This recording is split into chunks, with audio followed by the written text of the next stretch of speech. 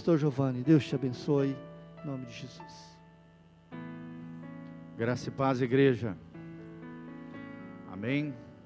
Abra comigo Atos capítulo 2, versículo 37, Atos 2, 37. Louvado seja o nome do Senhor. Glória a Deus, como é bom estar na casa do Senhor, não é verdade? Amanhã, segunda-feira, depois da reunião de oração, e quero te incentivar a vir na reunião de oração, nós temos a nossa Bible School, nossa escola bíblica, das 9h30, das 21h30, às 10h30 da noite, às 22h30, aqui na salinha de oração. Se você quiser aprender mais de Deus, da palavra de Deus, nós estamos dando um módulo de introdução à Bíblia. Se você quiser aprender mais de Deus, é nosso convidado, aberto a todos, um momento tremendo de ensino da palavra de Deus. Atos capítulo 2, 37, para nós entendermos um pouquinho daquilo que nós vamos falar nessa noite, precisamos contextualizar aquilo que estava acontecendo no livro de Atos. Para quem não sabe, o livro de Atos, Atos significa a ação do Espírito Santo através da igreja. Os atos do Espírito Santo através da igreja que se iniciava. Logo após os 4 evangelhos, nós vemos o livro de Atos. E nesse livro, é um livro que ainda está em aberto, porque nós ainda somos continuidade da história da igreja, até a volta de Jesus, o arrebatamento da igreja. O livro de Atos descreve justamente isso, os primórdios da igreja, os primeiros passos dos cristãos. E é tremendo aqui quando nós estudamos acerca das características dessa igreja primitiva. Nós vamos falar nessa noite sobre as marcas de uma igreja ideal. Fala comigo, igreja ideal. Como assim, pastor? O que é igreja ideal? Quando nós tratamos desse conceito ideal, nós não estamos falando de um ideal impossível, de algo do mundo das ideias, de algo distante, de um modelo perfeito. Não é isso, amados, nós estamos falando de coisas possíveis, de marcas que eu e você precisamos ter na nossa vida, nós que fazemos parte do corpo de Cristo, da igreja do Senhor Jesus, lavados pelo sangue do Cordeiro, Jesus Cristo, e por Ele nós triunfamos. Nós que estamos aguardando a volta de Jesus, o arrebatamento da igreja, podemos ter essas marcas ideais, essas marcas que agradam o coração de Deus, esses comportamentos coerentes com o Evangelho de Jesus Cristo. E é sobre isso que nós vamos falar. Quais são as marcas dessa igreja primitiva? Quais são as marcas da igreja ideal? O que Deus espera de nós como igreja? O que Deus espera de você como filho de Deus, como verdadeiro cristão, como alguém que tem um compromisso sério, como alguém que é discípulo de Jesus? O que Deus espera de nós? E amados, hoje mais do que nunca, no tempo do fim, nós precisamos revelar as características de Jesus. Amém? Precisamos ter essas marcas que a igreja primitiva tinha na sua vida, nos seus comportamentos, nos seus pensamentos, nas suas ações. Vocês vão ver que são marcas possíveis, para mim e para você, para cada um de nós, termos no nosso dia a dia, para que realmente sejamos relevantes, sejamos influentes, sejamos não só abençoados, mas abençoadores. As marcas de uma igreja ideal. Esse estudo que eu fiz, vamos começar hoje, com certeza não vamos terminar hoje, vamos dar continuidade em outros cultos. Amados, foi uma frase que eu li de um grande teólogo inglês, chamado John Stott, um dos maiores eruditos da palavra de Deus do século XX, um grande escritor de diversos comentários da Bíblia, de diversos livros. Numa das suas frases, eu estava lendo, fiquei impactado com essa frase, falei, nossa, isso aqui vai dar um sermão abençoado. Glória a Deus. Então nós vamos nessa jornada, mergulhar através da palavra de Deus e descobrirmos juntos, eu e você, cada um de nós, aquilo que Deus espera de nós como igreja. As marcas de uma igreja ideal, de uma igreja possível, de uma igreja que talvez você olhe e fale, eu não consigo ser isso. Deus olha para mim e para você e diz, é possível você ser isso. É possível você ter essas marcas, é possível você ter esses comportamentos, é possível você ser efetivo no reino de Deus, é possível você ser produtivo no reino de Deus, ser frutífero, se você possuir essas características da igreja ideal, da igreja segundo o coração de Deus. E é sobre isso que nós vamos falar, debaixo da graça de Deus e da unção do Espírito Santo. Amém? Para nós entendermos um pouquinho aquilo que fala o livro de Atos, no começo, primeiro capítulo, nós temos uma breve introdução do livro de Atos, depois uma menção sobre a ascensão de Jesus, e as muitas testemunhas que viram Jesus ressurreto, e Jesus subindo aos céus. Logo em seguida nós vemos os discípulos se reunindo em Jerusalém, ainda no capítulo 1 de Atos, e ali escolhendo o sucessor de Judas, o traidor, que foi banido da cúpula apostólica e colocado no lugar dele o Matias. Louvado seja o Senhor pelos nossos Matias, não é verdade, querido? Essa bênção de Deus, é claro que não estou me referindo a ele, mas sim do Matias, o irmão Matias, que na história da igreja foi colocado na cúpula apostólica dos apóstolos de Jesus, no lugar de Judas, que se suicidou. Nós sabemos a história. Então foi escolhido Matias. Em Atos capítulo 2, nós vemos a descida do Espírito Santo, os primórdios da fé cristã, o início da igreja. A partir de Atos capítulo 2, o Espírito Santo sendo derramado, e Deus fazendo um rebuliço santo, manifestando a sua glória, manifestando os dons de línguas, as pessoas ouvindo o evangelho, cada um na sua língua, e Deus levantando então, logo em seguida, nós vemos o discurso de Pedro, Pedro cheio do Espírito Santo, aquele que era covarde, aquele que negou a Jesus, cheio do Espírito Santo, foi tomado pela presença de Deus, pela glória de Deus, e se levanta de maneira esplendorosa, fazendo um discurso, uma pregação extraordinária, onde cerca de quase 3.000 pessoas receberam Jesus como Senhor e Salvador. Amém? Eram apenas 120 irmãos que estavam ali no lugar chamado Alto, buscando o Senhor a partir de Jerusalém, esperando essa promessa do Espírito Santo, quando o Espírito Santo veio sobre a igreja como um vento impetuoso, manifestando a graça e a glória de Deus. Pedro se levanta, prega a palavra, e mais quase 3.000, diz a palavra de Deus, receberam Jesus e foram transformados pelo poder de Deus. E o que aconteceu com a sua igreja? O que aconteceu com esse povo? É o que nós vamos ler a partir do versículo 37. Amém? Quem quer mais de Deus aí, levanta a mão e fala: Senhor, eu quero esse poder que vem do alto, essa dunamis de Deus, essa dinamite de Deus, esse poder do Espírito Santo. Nós precisamos ter esse poder sobre as nossas vidas. Versículo 37, capítulo 2 de Atos: ouvindo eles estas coisas, compungiu-lhes o coração, e perguntaram a Pedro e aos demais apóstolos: que faremos, irmãos? Respondeu-lhes Pedro: arrependei-vos e cada um de vós seja batizado em nome de Jesus Cristo, para a remissão dos vossos pecados, e recebereis o dom do Espírito Santo, pois para vós outros é a promessa, para vossos filhos e para todos aqueles que estão longe, isto é, para quantos o Senhor nosso Deus chamar. Quantos aqui são chamados pelo Senhor Jesus? Levanta a mão e dá glória a Deus. Fala comigo: eu sou chamado pelo Rei dos Reis. Amém, querido? E você está aqui porque você respondeu esse chamado de Jesus. Com muitas outras palavras, Deus testemunho, né? Pedro aqui exortava-os dizendo: salvai-vos dessa geração perversa. Então os que lhe aceitaram a palavra foram batizados, havendo um acréscimo naquele dia de quase 3.000 pessoas. Olha que glória, gente, que bênção.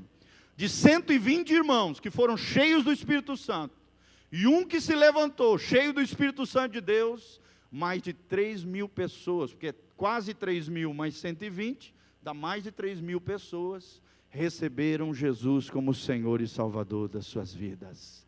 Amém?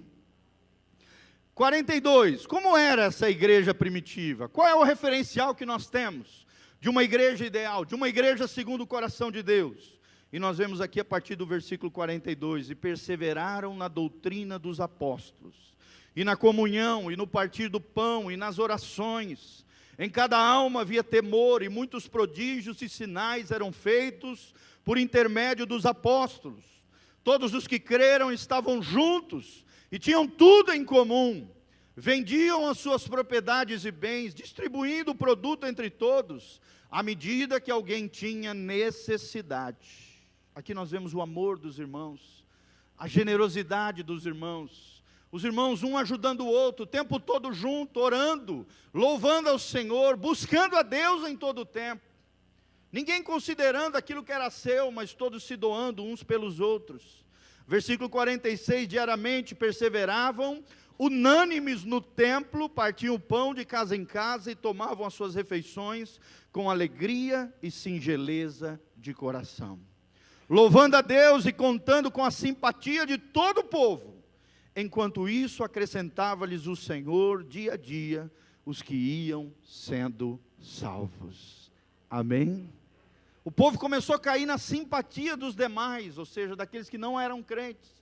E Deus ia multiplicando, Deus ia atraindo pessoas para Ele, através da vida da igreja, uma igreja relevante, uma igreja que influenciava, uma igreja que vivia o Evangelho, uma igreja generosa, uma igreja amorosa, uma igreja cheia do Espírito Santo, uma igreja que entendia o que era o Evangelho. Querido, é esse tipo de igreja que eu e você precisamos ser. Por isso nós precisamos da graça e da glória de Deus sobre as nossas vidas. Amém? Fecha os seus olhinhos, vamos orar pedindo essa graça de Deus. Pai, nós estamos aqui diante da Tua palavra bendita, e trememos e tememos diante dela. Senhor, nós não queremos ser qualquer igreja.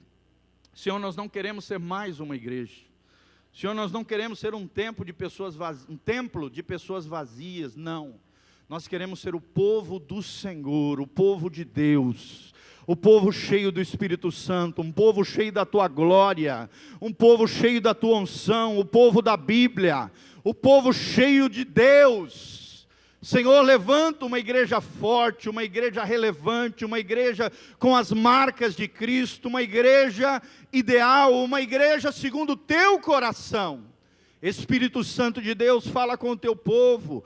Nós abrimos o nosso coração para a boa semente da Tua palavra, a semente divina, a semente que desce do céu. Ó Deus, usa o Teu servo debaixo da Tua graça e misericórdia. Eu me coloco na total dependência do Espírito Santo de Deus. E o clamor do meu coração, juntamente com os meus irmãos, é: Senhor, fala conosco. Espírito Santo, abre os olhos do nosso entendimento e se conosco nessa noite, para a glória de Deus. Nós queremos ser esta igreja ideal, uma igreja segundo o coração do Mestre, em o nome de Jesus, amém e amém. Glória a Deus. Quais são as marcas dessa igreja ideal?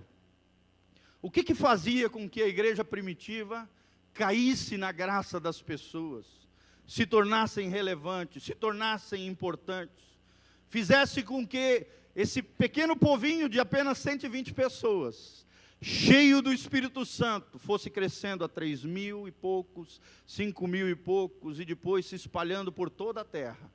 E nós somos o fruto da descida do Espírito Santo e desses 120 primeiros irmãos, que expandiram o Evangelho de Jesus Cristo por todo o mundo conhecido desde então. Amém?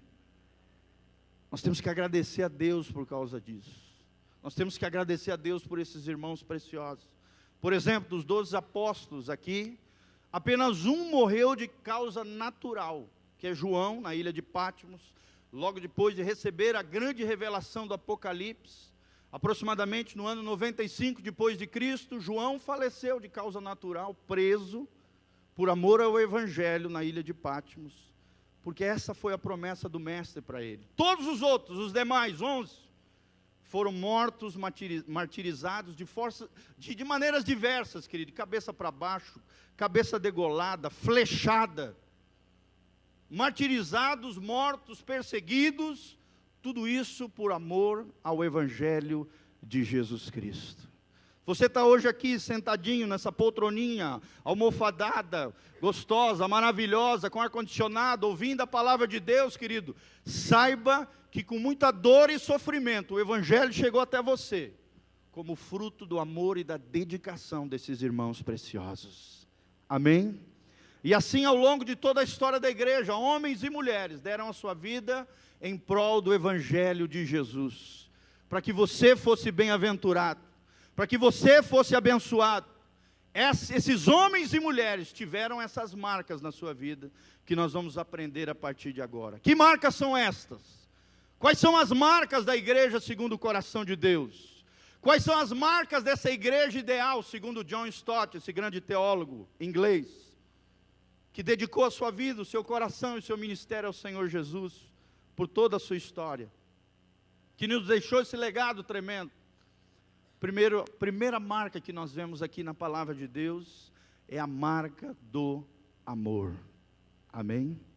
Querido, não existe cristianismo sem amor. Cristianismo é amor, porque Deus é amor. Nós vemos isso aqui no livro de Atos.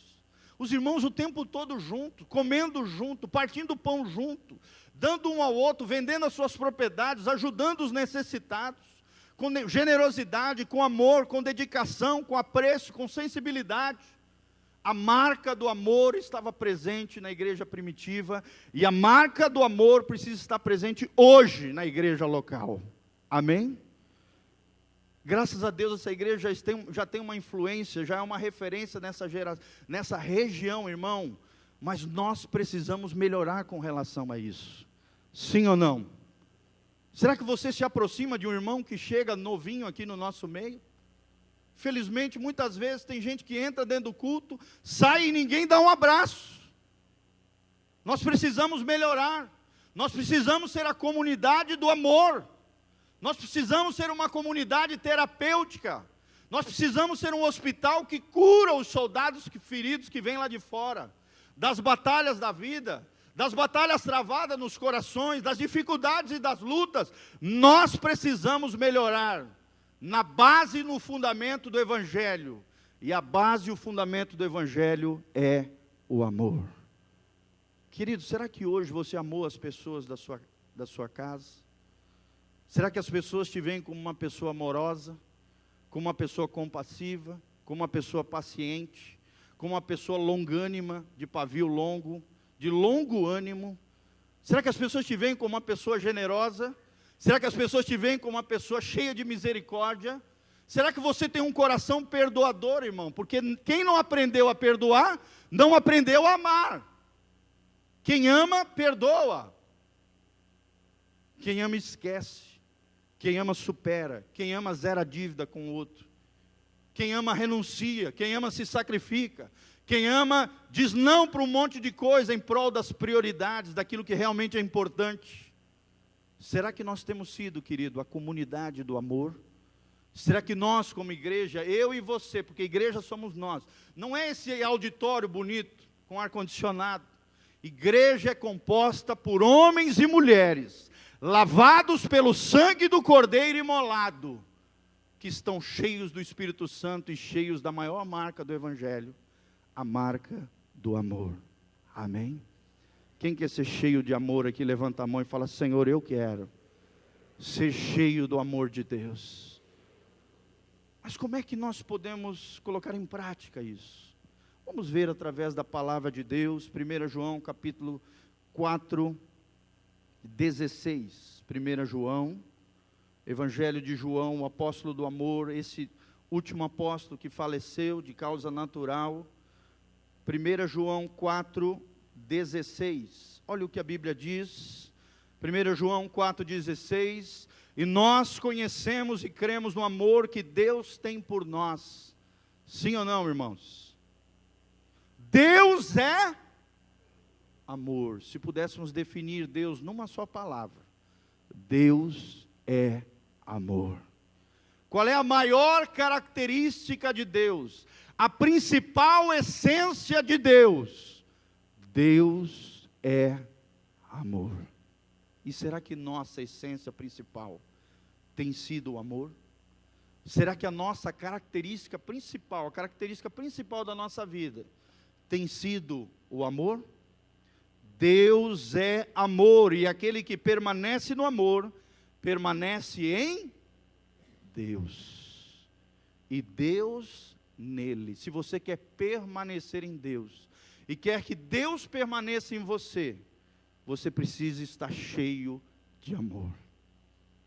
Uma vez lendo um livro de teologia antigo, de um autor americano, ele falando acerca da criação, ele disse o seguinte: Deus era um ser tão transbordante de amor, que criou pequenos vasos de barro, para que Ele pudesse derramar do seu amor nesses vasos preciosos. Sabe quem são esses vasos preciosos, querido? Eu e você. Vasos preciosos, que precisam estar cheios do Espírito Santo, para também estarem cheios do amor de Deus. Amém? E olha o vaso lindo e maravilhoso que está do seu lado, querido, que precisa receber esse amor, que está em você. A Bíblia diz em Romanos capítulo 8, o amor de Deus é derramado nos nossos corações, pelo Espírito Santo de Deus. Querido, se nós temos problema com relação ao amor, à vida sentimental, à vida afetiva, só existe um problema: a tua vida espiritual não está bem. Porque se a tua vida espiritual está bem, se você está em conexão com a fonte do amor, você vai amar com naturalidade. Amém? Deus é amor, e aquele que permanece no amor, Deus permanece nele. Olha o que diz o versículo 20: se alguém disser ama a Deus, e odiar a seu irmão, é mentiroso. Pois aquele que não ama seu irmão, a quem vê, não pode amar a Deus, a quem não vê. Tem muita gente que é assim, sim ou não? Está cheio de rancor no coração, está cheio de amargura, está cheio de ódio. Se pudesse ir lá e matar o cara, queria matar, né? O crente fazendo macumba gospel, já que não pode ir lá matar, esfaquear o cara, ele sai falando mal, fofocando. É o macumbeiro gospel, com a fofoca quer matar o outro, quer destruir o outro com a língua. Já que não pode ir lá matar, que senão da cadeia, da prisão, então mata com a língua. Porque está odiando no coração, querida, essa pessoa ainda não conhece a Deus. Porque se você conhece a Deus, o ódio não pode brotar no seu coração. Pastor, mas como é que eu lido com ódio, com ressentimento, com amargura? Querido, você tem que ser rápido no gatilho, rápido no perdão, pedindo graça e capacitação do Espírito Santo de Deus. Lembrando que o perdão não é um sentimento, não é algo mágico que vai descer numa pombinha na tua cabecinha, não! O perdão é uma decisão de obediência, não é uma opção, é um mandamento de Deus. Porque aquele que não aprendeu a perdoar, querido, está estourando a ponte pela qual vai ter que passar. Porque você também vai errar. E você vai precisar do perdão dos outros. Você está estourando a ponte ao não perdoar, pela qual eu e você também vamos passar. Mateus 18 fala sobre isso. Se nós não perdoarmos com todo o nosso coração, verdadeiramente, de coração, nós também não receberemos o perdão e a graça de Deus sobre as nossas vidas. E é tudo que o diabo quer, querido, que você guarde ressentimento, mágoa, uma má água no seu coração, um ressentimento, um sentimento novamente, de destruir o outro, de odiar o outro, porque isso é uma característica daquele que ainda não entendeu o amor de Deus. Se alguém disser ama a Deus, e odiar a seu irmão, é mentiroso, pois aquele que não ama seu irmão a quem vê, não pode amar a Deus a quem não vê. Ora, temos da parte dele este mandamento, que aquele que ama a Deus, ame também o seu irmão. É fácil dizer, ai Senhor, eu te amo. Deus olha lá do céu e fala, tu me ama, é? Então ame as pessoas que estão ao seu redor. Ame a sua família, ame o seu cônjuge, ame os seus filhos, ame os seus colegas de trabalho, ame os seus amigos, ame as pessoas, ame até os seus inimigos. Olha o desafio. Porque, querido, amar os amigos é fácil, sim ou não? Agora o desafio do cristão é amar até os inimigos. Inimigo não por causa de você, porque o outro se levantou contra você, mas você é tão cheio de amor, de graça, de perdão, que você tem a capacidade de pagar o mal com o bem. Não te deixes vencer pelo mal, mas vence o mal com o bem. Quantos vão vencer o mal fazendo o bem? Louvado seja o nome do Senhor. a maior marca que um cristão, a maior marca que uma igreja pode deixar, é a marca do amor. E o amor, amado, ele é revelado no nosso dia a dia, através das nossas atitudes, através dos nossos comportamentos. Amar é ter um coração de servo. Abra comigo, Marcos capítulo 10, versículo 45. Evangelho segundo Marcos, capítulo 10, 45. É ter o coração de Jesus, é ter um coração de servo. Olha o que Jesus fala, a partir do 43, os discípulos estavam ali, brigando para saber quem era o maior no reino de Deus. E estava aquela confusão, não, eu sou maior, eu sou melhor, isso, aquilo. Aí Jesus fala, é? Vocês querem ser os bonzão, é? Então eu vou ensinar para vocês uma grande lição. E aí ele começa a revelar todo esse trecho aqui. E no 43 ele traz a essência do que é o amor, do que é ser maior no reino de Deus. Ele diz a partir do versículo 43, mas entre vós não é assim, pelo contrário, quem quiser tornar-se grande entre vós, será esse o que vos sirva. E quem quiser ser o primeiro entre vós, será servo de todos. Fala comigo, servo de todos. Será que você tem sido servo de todos, irmão? Porque é fácil também falar, Senhor, eu te sirvo. Deus olha lá do céu e fala, é meu filho, você me serve, é? Então sirva as pessoas que estão ao seu redor. Sirva os seus irmãos, sirva a sua família, sirva a sua esposa, sirva o seu marido, sirva os seus filhos. Ajude as pessoas que estão ao seu redor. Você quer me servir? Sirva as pessoas. Amém? Servo de todos. Pois o próprio Filho do Homem, ele está falando dele mesmo, Jesus, não veio para ser servido, mas para servir e dar a sua vida em resgate por muitos. Você quer se doar? Você quer doar a tua vida em prol do Evangelho? Você quer servir a Deus e ganhar muitas pessoas para Jesus, irmão? Está aqui o segredo de Jesus. Ele servia a todos. Podia ter ficado lá na glória, não se preocupado conosco, não descido aqui, deixado todo mundo aqui se lascar por causa do pecado e indo para o inferno. Mas Jesus nos amou, nos serviu, se fez homem, habitou entre nós, morreu na cruz do Calvário, foi obediente até a morte, morte de cruz. Como diz Filipenses capítulo 2, por isso Deus lhe deu um nome, que é sobre todo nome, da qual todo joelho se dobre, e toda língua confesse que Jesus Cristo é o Senhor, para a glória de Deus Pai. Ele se fez homem, ele se encarnou, ele foi como nós, ele vivenciou o que eu e você vivenciamos todos os dias, por isso ele pode nos ajudar.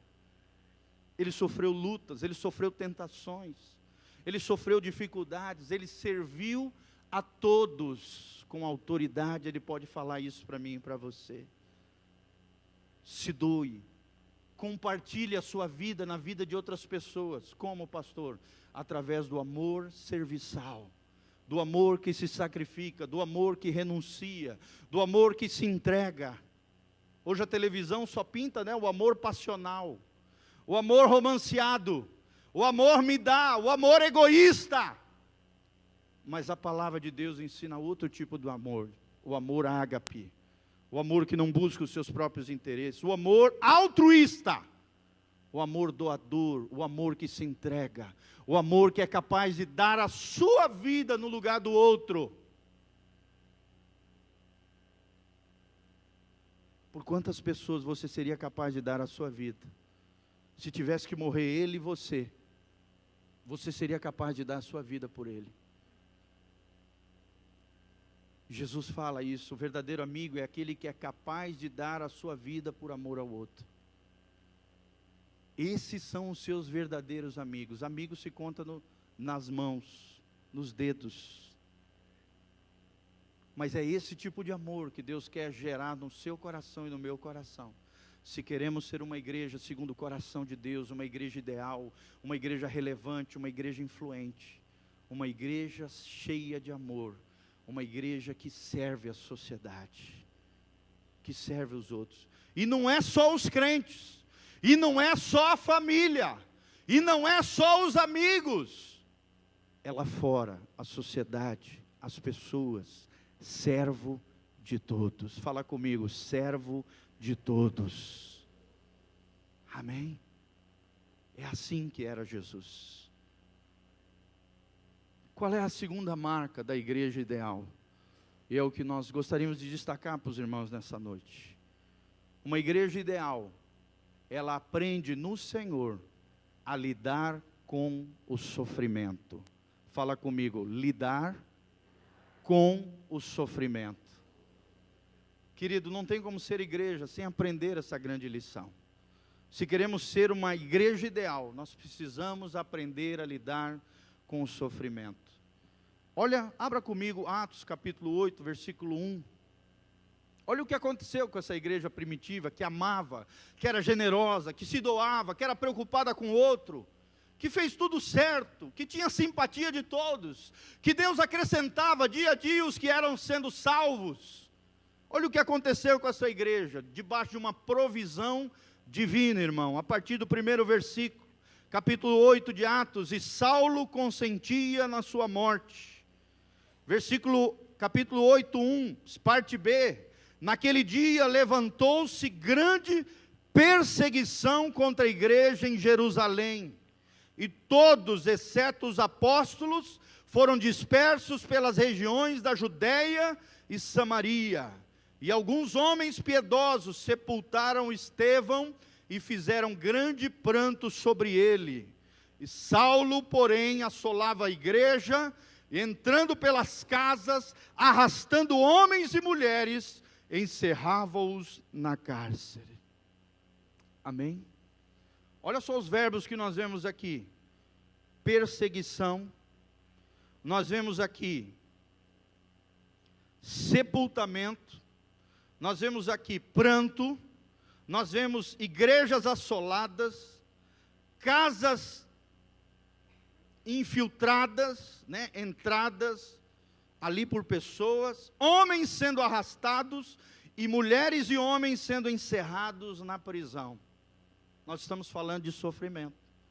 Nós estamos falando de uma igreja que sofreu a partir de Atos 8. O livro de Atos relata que a igreja, debaixo de uma providência divina, ela sofreu perseguição, sofrimento, dor e dificuldade. Mas foi uma igreja que aprendeu a lidar com o sofrimento. Querido, será que você sabe lidar com o sofrimento?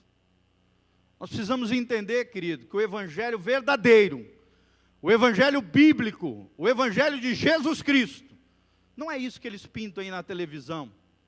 Venha para cá, olha o carrão BMW, venha para cá, olha o apartamento milionário, venha para cá, pare de sofrer. Irmão, o evangelho de Jesus Cristo é diferente. O sofrimento faz parte da vida. O sofrimento faz parte da condição humana. A diferença entre o evangelho genuíno e o falso é que o evangelho falso, ele pinta uma vida que Deus não falou, não mencionou, e não é isso que o evangelho ensina.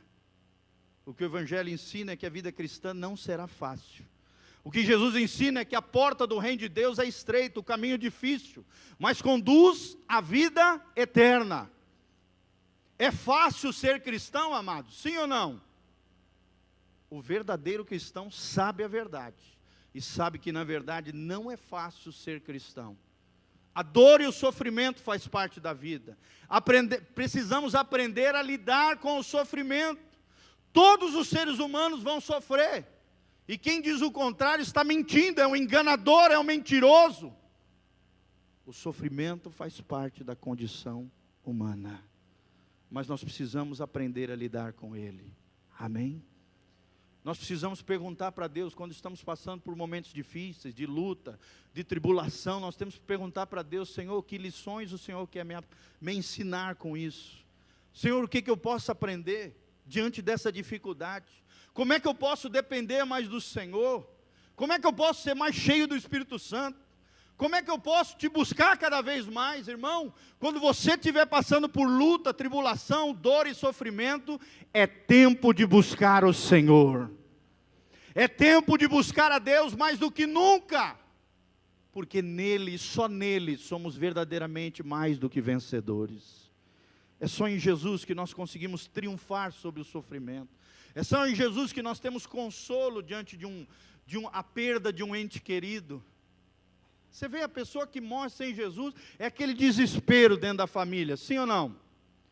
Mas quando você vê a morte de um cristão, claro que tem dor, tem sofrimento, tem a perda do ente querido, mas ao mesmo tempo existe uma alegria e um ar de esperança, que um dia nós nos encontraremos com Ele nos céus. Amém, amados? Glória a Deus. E Jesus nos receberá nos portais eternos. Hoje pela manhã eu estava fazendo um casamento, está fora do script isso, o Espírito Santo me trouxe a memória agora. Casamento lindo. E eu fiquei muito emocionado nesse casamento. Quando a noiva estava entrando, a Emily, uma irmã nossa, uma ovelhinha preciosa aqui de Jesus, quando o noivo viu ela, seu noivo Leonardo, ele estava naquela agoniação, né, normal de noivo, ali emocionado, chorando. Eu não sei porquê, nos dias de hoje os noivos choram mais do que as noivas. É verdade ou não, irmãos? Você vê que os homens estão ficando mais emocionais do que as mulheres, né? As mulheres preocupadas com a maquiagem, com os detalhes da cerimônia, para dar tudo certo, nada errado. E o noivo ali, chorando, emocionado, vindo a noiva vindo. Eu achei tão lindo, ele foi até metade do corredor. Geralmente o cara pega a noiva ali já próximo do altar, né? Ele não, ele está tão agoniado ali, tão afobado, tão alegre, tão emocionado. Eu também me emocionei. Ele foi até a metade do corredor e recebeu ela, deu um beijo na mamãe, porque o pai já havia falecido. Recebeu ela todo feliz, todo contente. E o Espírito Santo naquela hora me trouxe à memória aquilo que a palavra de Deus diz, e me trouxe uma visão celestial na hora. Gente, eu fiquei arrepiado. Eu senti Deus descendo naquela festa ali, e foi uma coisa gloriosa. Eu comecei a imaginar como é que será o dia em que nós entrarmos nos portais celestiais. Nós, a noiva de Cristo. Imagina a expectativa, a alegria de Jesus, o noivo amado, nos recebendo nos portais eternos e dizendo: vinde, amados de meu Pai, para o lugar que eu vos tenho preparado. Queridos, que coisa linda aquilo ali. Eu me segurei ali para não chorar. Parece que o céu se abriu e eu vi Jesus vindo e recebendo a noiva de Cristo. A igreja, o povo de Deus que sofreu, que lutou, que batalhou em prol do reino de Deus, e Jesus vindo, correndo naquela agoniação de nos receber, chorando em pranto, dizendo: valeu a pena morrer por eles. Valeu a pena dar a minha vida na cruz do Calvário por amor a eles. Eis aí vem a noiva na direção do noivo. E aquela cena ficou marcada no meu coração. Nunca mais vou esquecer desse episódio. Amém? Quantos aqui fazem parte do corpo de Cristo, da igreja de Jesus? E eu falei ali no casamento, querido, nós somos a noiva de Cristo.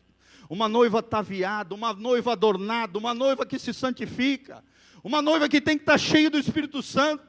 Uma noiva que tem que estar com o seu cântaro cheio de azeite, para quando o noivo chegar, nós não sermos pegos desapercebidos, mas sim preparados, quando o noivo vier nos buscar.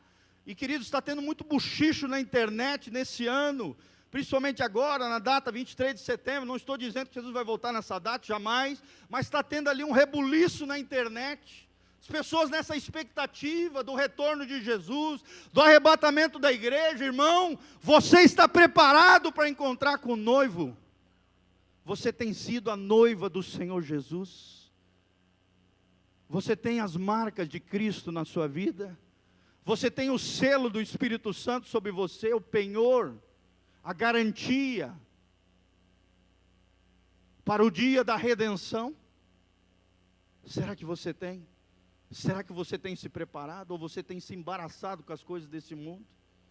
Ou você está se preparando como uma noiva sem mancha, nem mácula, nem ruga, lavado pela palavra todos os dias, se consagrando ao Senhor, buscando a face do Senhor? É o tempo do fim, amados. Nós cremos, nós estamos vivendo a última geração, a geração que verá provavelmente o retorno do Messias, a glória de Deus. O palco está armado, é bomba para tudo quanto é lado, sim ou não?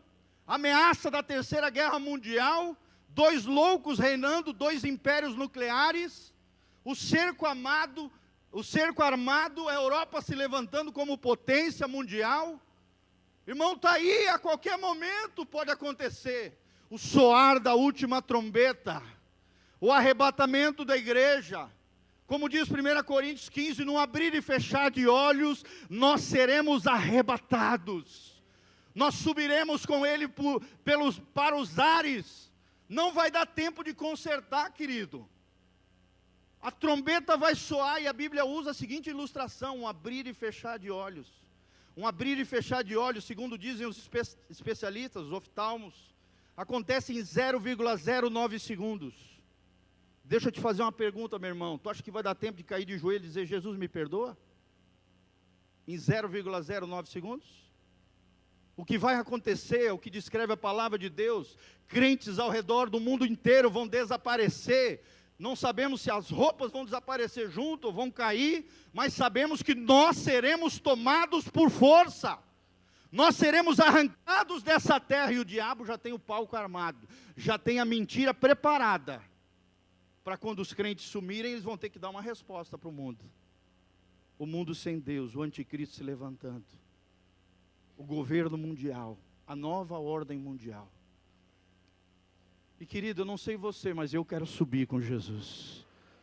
É tempo de consagração, é tempo de manifestarmos o amor de Deus, é tempo de aprendermos a lidar com o sofrimento, é tempo de buscarmos o Senhor mais do que nunca. Chega de brincadeira, chega de brincar de ser crente. O diabo não brinca de ser diabo.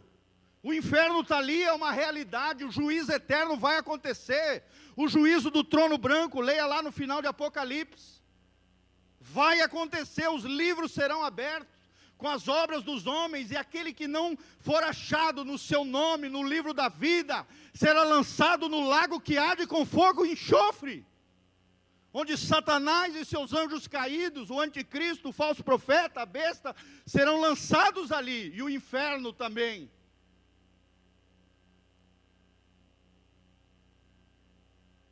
Meu irmão, eu estou me tremendo todo, porque eu sei que essa palavra veio do céu para você.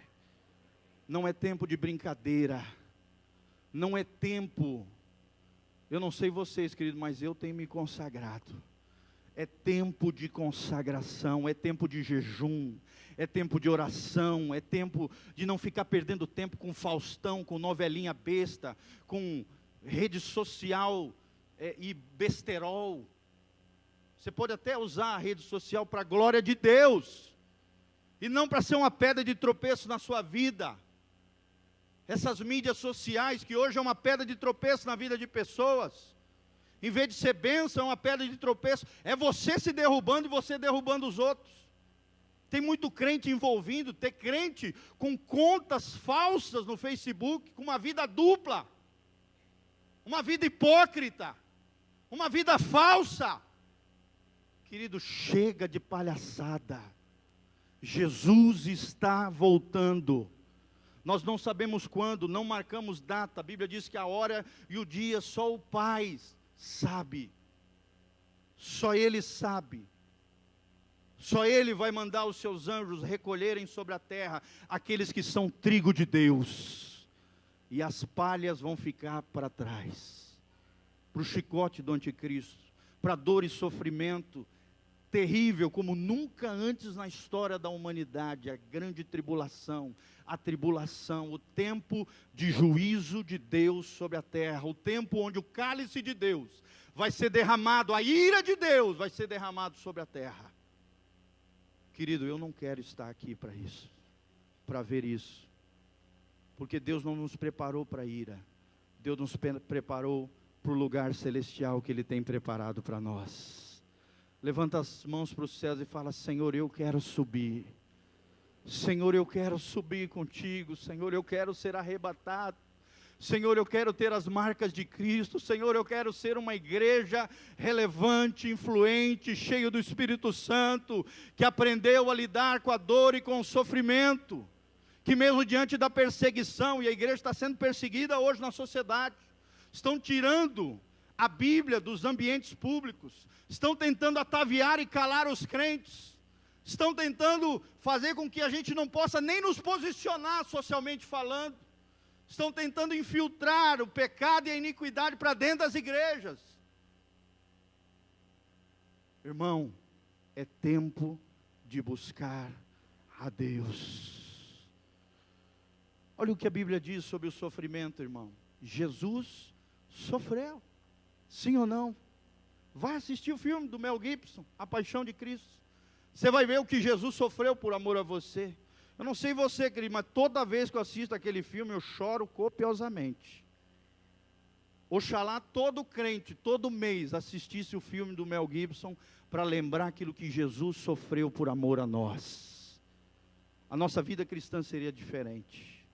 Vá lá e compre esse CD, vá lá, compre esse DVD, e assista toda vez antes de vir para a ceia, antes de vir para o culto. Assista o que Jesus sofreu na via dolorosa, na via cruzes, por amor da sua vida, da minha vida.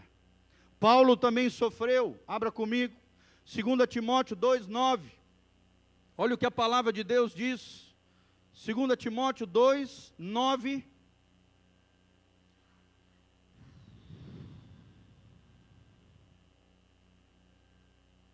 a Bíblia diz, pelo qual, aqui Paulo está em Roma, o decreto já foi dado.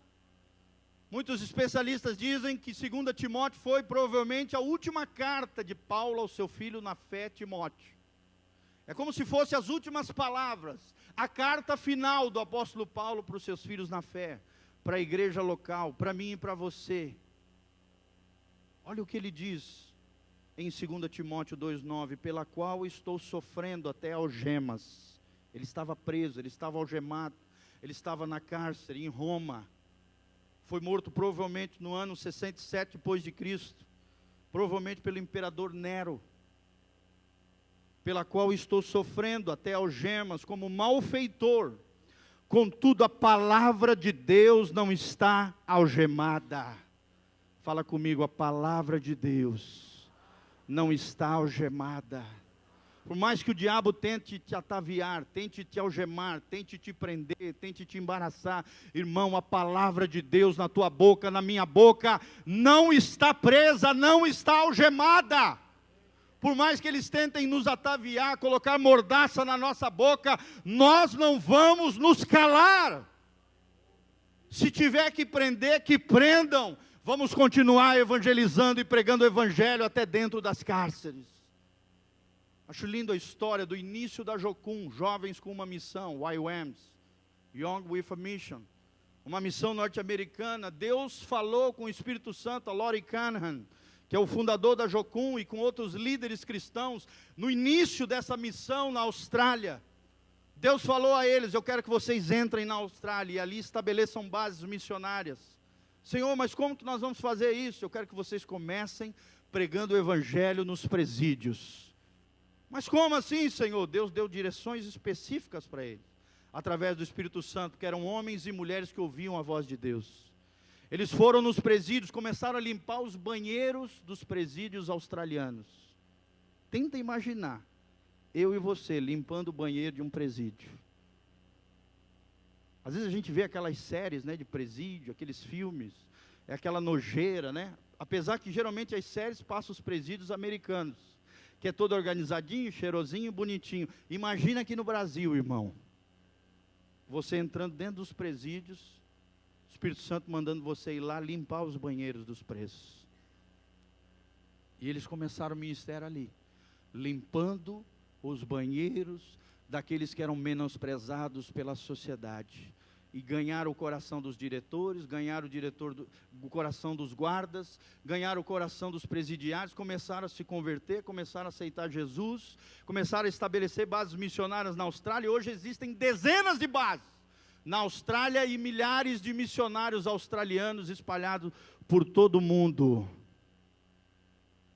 Porque a igreja foi relevante, foi influente e teve a marca do amor, a marca da dor e do sofrimento em prol do Evangelho de Jesus Cristo.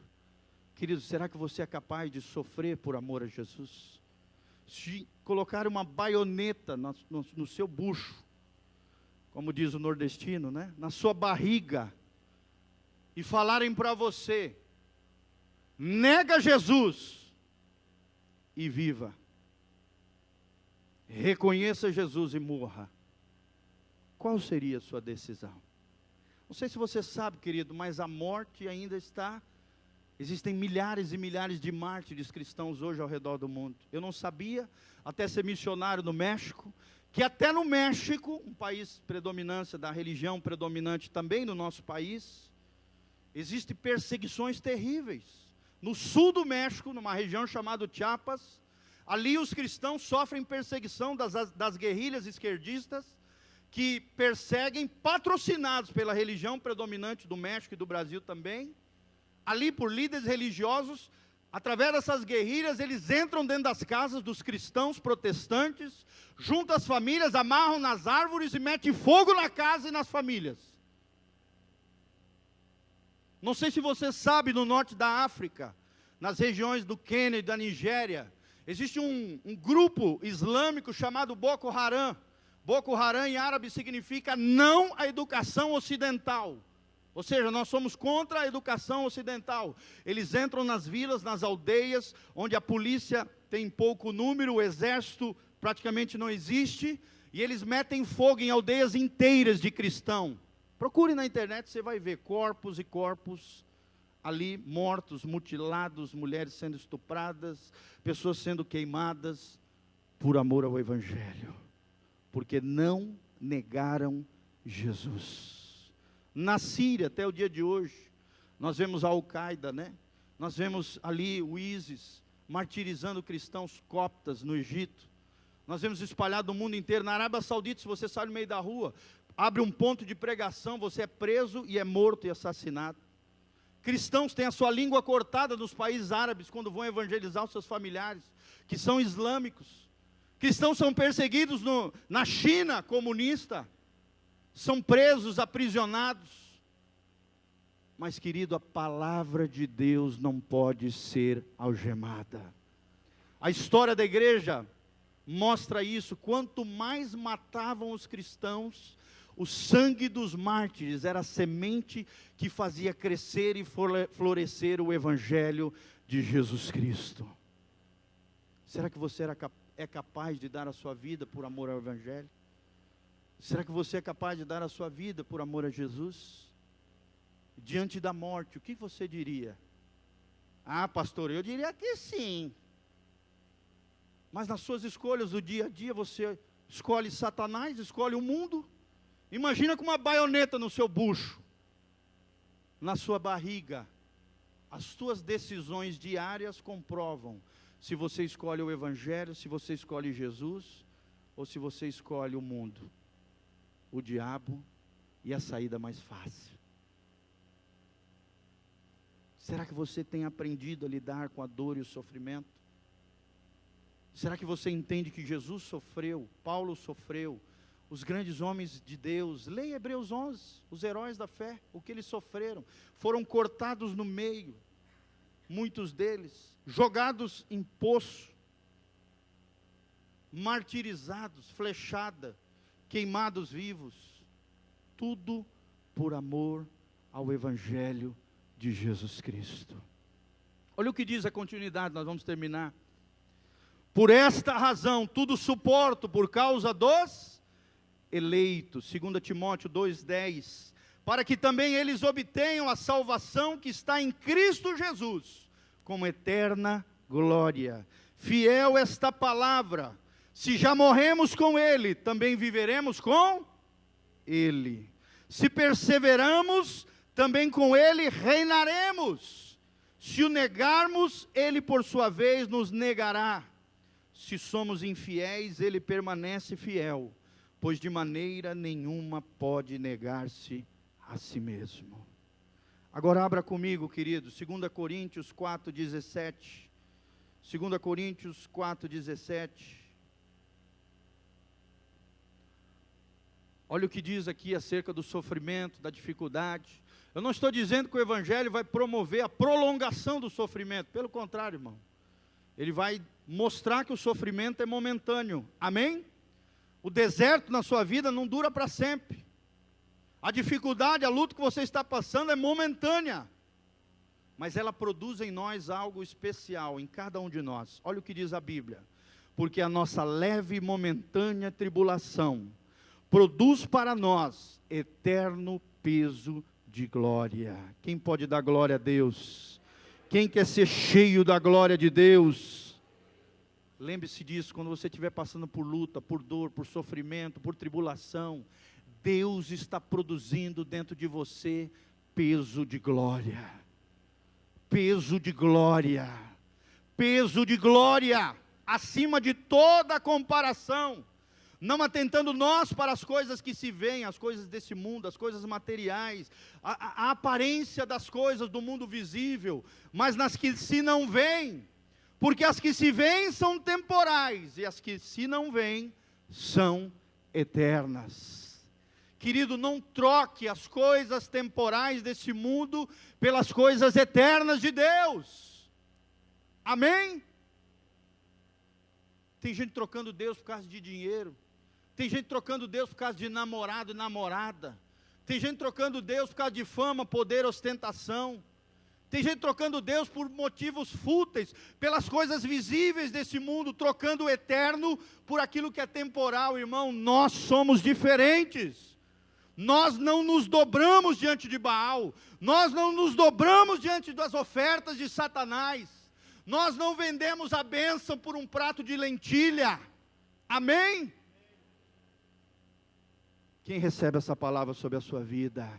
Unção de fidelidade, unção de perseverança, unção de visão de eternidade, unção e graça da parte de Deus.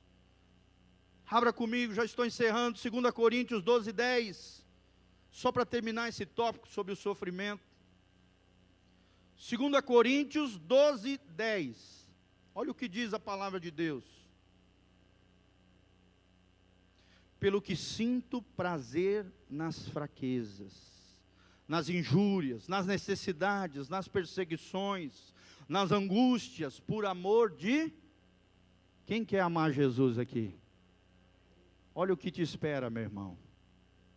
Ai, pastor, está amarrado. Irmão, se verdadeiramente você ama Jesus, olha o que Paulo passou: necessidade, injúria, fraqueza, perseguições, angústias, por amor de Cristo. Volta um pouquinho para cima, olha só, para a gente entender o contexto. O contexto aqui é o espinho na carne de Paulo. Versículo 7, para que não me soberbecesse, ou seja, não ficasse orgulhoso, altivo, soberbo, com a grandeza das revelações. Que revelações são essas? Do terceiro céu, da maravilha do Evangelho de Deus, da graça bendita do Senhor. Foi-me posto um espinho na carne. Que espinho é esse? Um mensageiro de Satanás para me esbofetear, a fim de que não me exalte. Por causa disso, 3 vezes pedi ao Senhor que o afastasse de mim. Então ele quem? O Senhor me disse: a minha graça te basta, porque o poder se aperfeiçoa na fraqueza. Amém? Fala comigo, a graça de Deus me basta, porque o seu poder se aperfeiçoa na minha fraqueza. De boa vontade, pois, mais me gloriarei nas minhas fraquezas, para que sobre mim repouse o poder de... Quem quer mais poder de Jesus na sua vida? Agora olha o que Paulo passou. Ele estava andando de BMW? Ele estava com uma mansão em Alphaville?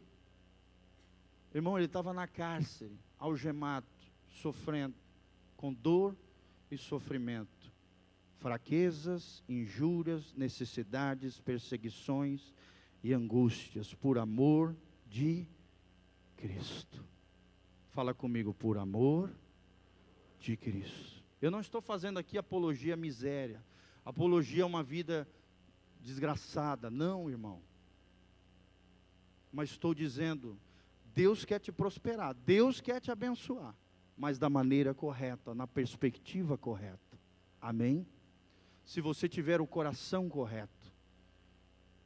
Você pode ter coisas boas, sim. As coisas boas é que não podem te ter, te possuir, te dominar, se tornar o teu Senhor. Mas entenda que a dor e o sofrimento faz parte da vida do verdadeiro cristão, da verdadeira igreja, porque ele termina, quando sou fraco, então é que sou forte. Glória a Deus. Quantos aqui estão fortes no Senhor? Dá glória ao Senhor Jesus. Fala comigo, quando sou fraco, aí que sou forte, porque a minha força não vem de mim mesmo, a minha força está na graça de Deus, está no meu Senhor. Lembre-se disso, querido. Quando você estiver na dor, no sofrimento, na dificuldade, na tribulação, na luta, na adversidade, quando sou fraco, aí sou forte. A hora da dor, do sofrimento, da angústia, da dificuldade, só existe uma resposta de Deus para mim e para você. Você tem que buscar Deus mais do que nunca antes na história da tua vida. Porque só Deus tem a saída para você. Só Deus tem a resposta para você. Só em Deus você vai triunfar sobre a dor e o sofrimento. Amém? Só em Deus você será mais do que vencedor. Só nele, na força dele, na capacidade dele, na unção dele, você vai sair como igreja ideal, como igreja segundo o coração de Deus, cheio do amor de Deus e sabendo lidar com o sofrimento. Amém? Você vai aprender a lidar com o sofrimento? Ou vai ficar murmurando, reclamando, jogando a culpa nos outros, blasfemando contra Deus? Irmão, é tempo de buscar o Senhor. Jesus está voltando. Coloque-se de pé diante do Senhor, cheio do Espírito Santo. Dê a mão para o irmão que está do seu lado. Vamos fechar os corredores aqui. Vamos fazer uma oração fervorosa diante do Senhor. Glória a Deus. Essa é uma igreja avivada. Essa é uma igreja cheia do Espírito Santo. Essa é uma noiva adornada, cheia da Bíblia, cheia da graça de Deus. Deus está aqui nesse lugar, querido. Desse púlpito sai palavra para abençoar dezenas de lugares ao redor do país e ao redor do mundo. Milhares e milhares de pessoas gostariam de estar onde você está. Todo domingo ouvindo uma palavra bíblica, cristocêntrica, cheio da graça e da glória de Deus. Isso é uma raridade nos dias de hoje. Mas Deus está aqui para te abençoar, para te fazer uma bênção para a glória de Deus. Fecha os seus olhos, começa a orar diante do Senhor. Começa a apresentar as tuas indagações, as suas necessidades, aquilo que você está sofrendo, aquilo que você está padecendo. Jesus está aqui, Jesus é a resposta. Deus está aqui para te abençoar, meu irmão. Senhor, nós estamos aqui diante da tua palavra bendita. Podemos sentir a tua presença. Podemos ver a tua graça, a tua glória sendo derramada neste lugar, sobre cada vida, sobre cada coração. Pai, queremos sair daqui encharcados com a tua glória, queremos sair daqui avivados, cheios do teu fogo, sendo tochas vivas do Senhor Jesus, sendo labaredas de fogo para o mundo perdido, sendo a resposta de Deus para o mundo sofredor. Senhor, nós estamos aqui porque te amamos, porque a tua palavra nos renova, porque a tua palavra nos transforma, porque a tua palavra nos vivifica, porque a tua palavra gera fé genuína, gera bênção de Deus sobre nós. Senhor, levanta uma noiva adornada, uma noiva imaculada, uma noiva sem mancha, nem ruga, uma noiva lavada pela tua palavra, uma noiva cheia do Espírito Santo, cheia de virtude, cheia de poder, cheia de graça e de glória. Senhor, levanta um povo fiel, um povo perseverante, um povo que não se vende, um povo fiel ao Senhor, um povo que não se dobra às propostas de Satanás, às tentações da carne, às inclinações desse mundo. Senhor, levanta uma noiva abençoada. Senhor, nós queremos nos encontrar contigo nos ares. Jesus está voltando e nós queremos estar preparados. Maranata, hora vem, Senhor Jesus. Espírito Santo nos capacita, Espírito Santo nos lava, Espírito Santo nos ajuda, Espírito Santo nos consola, Espírito Santo nos levanta na posição que está no coração de Deus.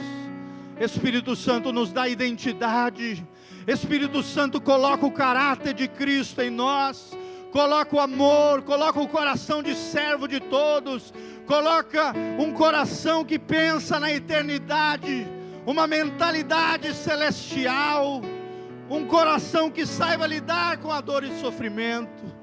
Senhor, nos capacita, ajuda o teu povo nas batalhas diárias, matando leões todos os dias, desafiando gigantes, triunfando sobre os desafios da vida. Senhor, abençoa com milagres e maravilhas, como nós lemos no livro de Atos, sinais e maravilhas eram feitos pelos apóstolos, e o povo caía na simpatia de todos, e o Senhor acrescentava aqueles que iam sendo salvos. Senhor, levanta um povo fiel neste lugar, o povo da Bíblia, o povo de Deus. Oh Jesus, nos capacita, Senhor, nos abençoa. Levanta as tuas mãos para os céus, que o Senhor te abençoe desde Sião, que o Senhor faça resplandecer o seu rosto sobre ti, que o Senhor derrame poder do alto, unção e graça sobre a tua vida, que a luz do rosto do Senhor brilhe sobre você, te prospere, te faça triunfar sobre os desafios da vida.